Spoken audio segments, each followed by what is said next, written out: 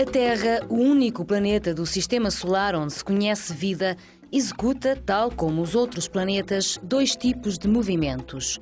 O movimento de translação, movimento efetuado em torno do Sol, seguindo uma órbita elíptica que se completa em 365,2 dias.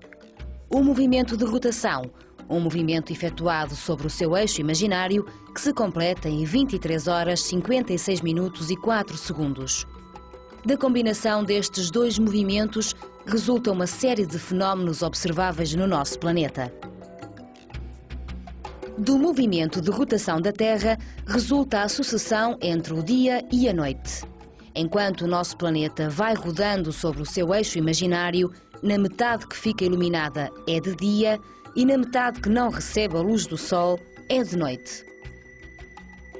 Da combinação do movimento de translação da Terra com a inclinação do seu eixo de rotação, resulta a mudança das estações do ano e a diferença observada entre estas nos hemisférios Norte e Sul.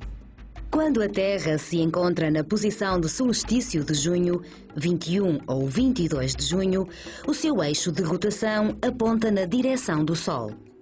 Como tal, a inclinação dos raios solares em relação à superfície terrestre é menor no hemisfério norte do que no hemisfério sul, motivo pelo qual a mesma quantidade de radiação atinge uma menor área da superfície terrestre, aquecendo-a mais. Por outro lado, no hemisfério norte, a radiação solar percorre uma menor distância através da atmosfera do que no hemisfério sul, originando uma menor dissipação de energia. É o início do verão no hemisfério norte, com os dias a terem uma duração superior às noites, e do inverno no hemisfério sul. Decorridos 3 meses, dá-se o equinócio de setembro, a 22 ou 23 de setembro, e, nesse dia, em qualquer local do nosso planeta, o dia e a noite têm a mesma duração, 12 horas. Tem início o outono no hemisfério norte e a primavera no hemisfério sul. No solstício de dezembro, 21 ou 22 de dezembro, o eixo de rotação da Terra aponta na direção oposta ao Sol. Como tal, a inclinação dos raios solares em relação à superfície terrestre é maior no hemisfério norte do que no hemisfério sul, motivo pelo qual a mesma quantidade de radiação atinge uma maior área da superfície terrestre, aquecendo-a menos. Por outro lado, no hemisfério norte, a radiação solar percorre uma maior distância através da atmosfera do que no hemisfério sul, originando uma maior dissipação de energia. É o início do inverno no hemisfério norte, com os dias a terem uma duração inferior às noites, e do verão no hemisfério sul. Volvidos outros 3 meses, no equinócio de março, 20 ou 21 de março, os dias e as noites têm a mesma duração em qualquer zona do planeta. No hemisfério norte, começa a primavera e no hemisfério sul, o outono. E assim se completa o ciclo das estações do ano. As diferentes fases da Lua devem-se ao movimento de translação deste satélite em torno da Terra.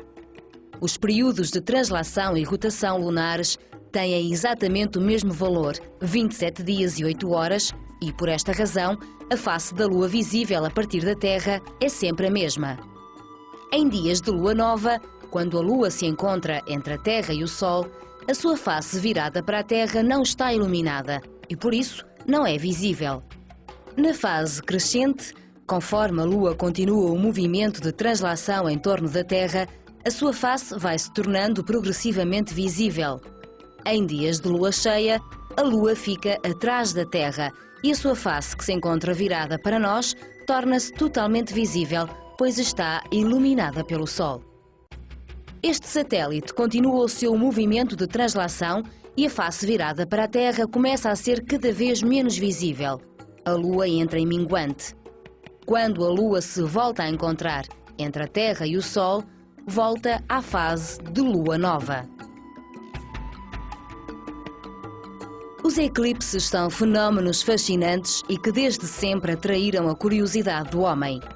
São acontecimentos pouco comuns, pois as órbitas da Lua em torno da Terra e da Terra em torno do Sol não estão situadas no mesmo plano, Fazem um ângulo de 5 graus e os eclipses apenas ocorrem quando estes 3 astros ficam perfeitamente alinhados.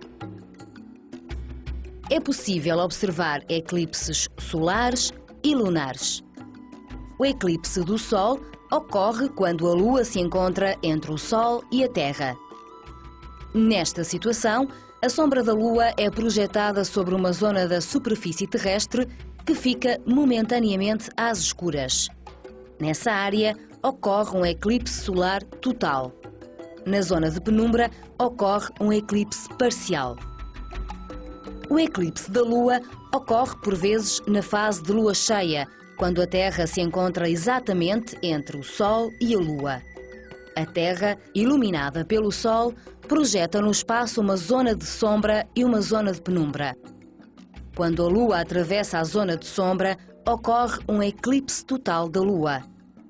Se a Lua atravessa a zona de penumbra ou as zonas de sombra e penumbra simultaneamente, dá-se o eclipse parcial da Lua.